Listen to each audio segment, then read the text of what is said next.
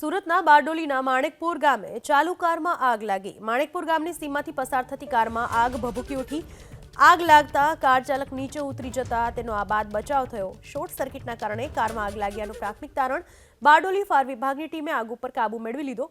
Car Vyara હાઈવેથી Bardoli તરફ જઈ રહ્યાની પ્રાથમિક માહિતી મળી રહી છે।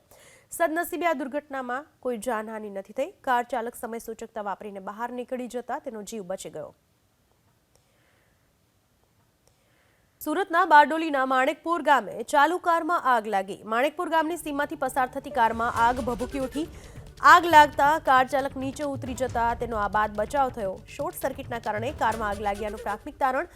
બારડોલી ફાયર વિભાગની ટીમે આગ ઉપર કાબુ મેળવી લીધો। કાર વ્યારા હાઈવેથી બારડોલી તરફ જઈ રહ્યાની પ્રાથમિક માહિતી મળી રહી છે। સદનસીબે આ દુર્ઘટનામાં કોઈ જાનહાનિ નથી થઈ। કાર ચાલક સમય સૂચકતા વાપરીને બહાર નીકળી જતા તેનો જીવ બચી ગયો।